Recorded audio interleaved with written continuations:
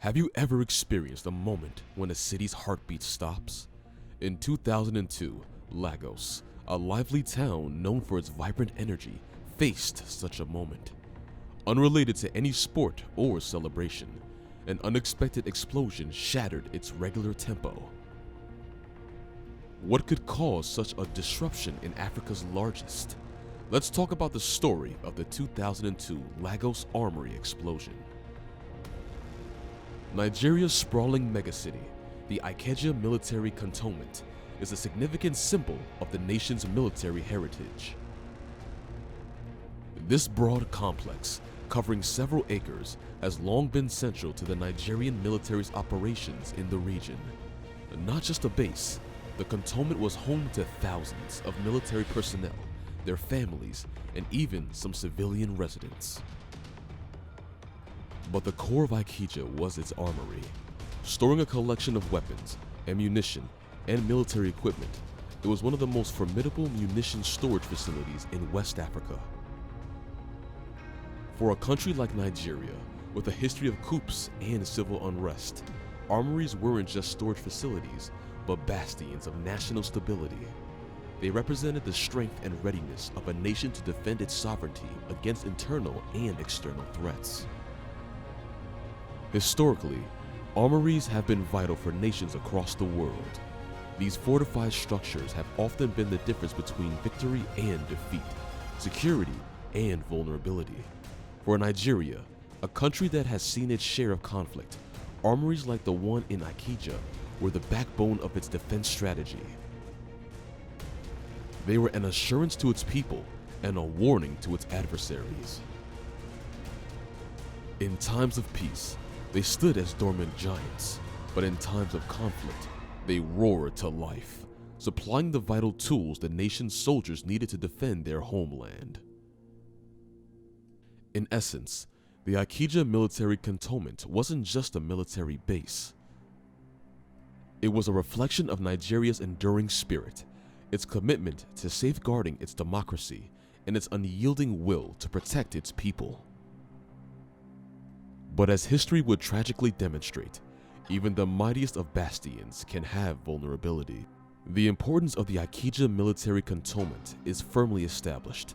Let's talk about the events that changed its narrative forever. On January 27, 2002, the atmosphere at the Ikeja Military Cantonment buzzed with its usual vitality. Vendors in the market shouted deals of the day, while shoppers haggled and children played nearby. Suddenly, smoke began to rise from one corner of the market. In no time, a fire exploded.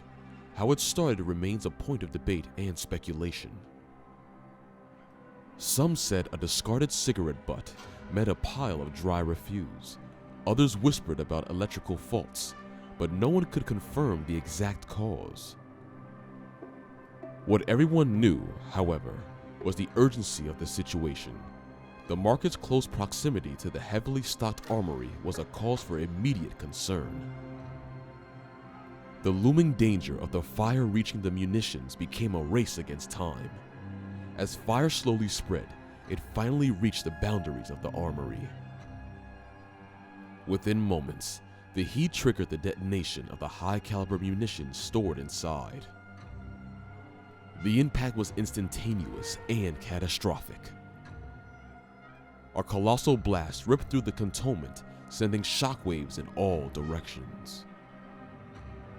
Such was the magnitude of the explosion that its effects were felt several miles away. Windows shattered, buildings trembled, and the very ground seemed to quake. To the people of Lagos, the intensity of the explosion was beyond anything they had ever experienced. The thunderous roars of subsequent detonations only intensified the fear and confusion. The streets of Lagos, which moments before had been full with panic, the blast's deafening sounds coupled with the rising plumes of smoke, led many to believe they were in the midst of a military coup or even at the receiving end of a foreign invasion. Cars screeched to halts, families grabbed their loved ones, and a mass exodus began as thousands tried to flee the perceived war zone. Little did they know that the real war was an internal one, a tragic mishap that would leave a mark on the city's history. In a few hours, the streets of Lagos bore witness to scenes of utter sounds and heartbreak. Thousands gripped by fear and uncertainty packed whatever they could and fled their homes. The rush to escape was so furious that many didn't see or consider where they were headed. Tragically, a significant number of those fleeing fell into a nearby canal. The murky waters, usually just a regular feature of the landscape, became the final resting place for many. They drowned, their escape cruelly cut short. Before continuing the story, if you are enjoying the video, don't forget to like, share with others, subscribe to our channel, and click the bell icon so you won't miss any updates from us. Now, let's talk about what happened after the explosion. The toll of the explosion was staggering. Over 1,000 lives were lost that day. Hospitals and makeshift clinics overflowed with the injured, their wails and cries painting a grim picture of the pain and suffering the explosion had wrought.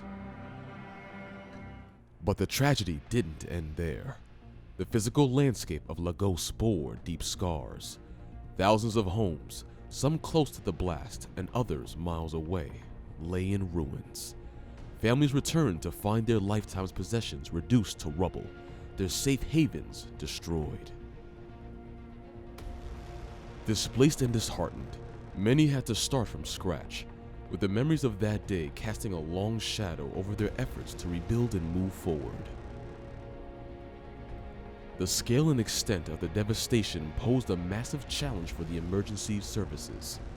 Rescue teams, already stretched thin, faced obstacles at every turn. The breeze-filled streets, ongoing fires, and the sheer magnitude of the affected area hampered swift action. Yet, despite the adversity, these teams pushed forward, prioritizing the injured, searching for survivors, and providing relief where possible. As the investigation unfolded, several key findings came to light. While the exact point of the fire remained elusive, a combination of factors, including the proximity of the market to the armory and possibly overlooked safety protocols, were identified as contributors. Experts pointed out that better storage practices and a more significant distance between civilian structures and military installations might have mitigated the disasters. The investigation also shed light on gaps in infrastructure and preparedness. It became evident that if there had been stricter adherence to safety standards and more proactive measures in place, the tragic events of that day might have been lessened, if not altogether avoided. The city, the government, and its people were left to tussle with these painful realizations while charting a path forward. In conclusion, the 2002 Lagos Armory explosion underscores the critical importance of safety and preparedness in urban settings. As Lagos rebuilt, the event's haunting memories persisted, emphasizing the need for stringent safety measures and proactive planning to protect its people and prevent such tragedies in the future.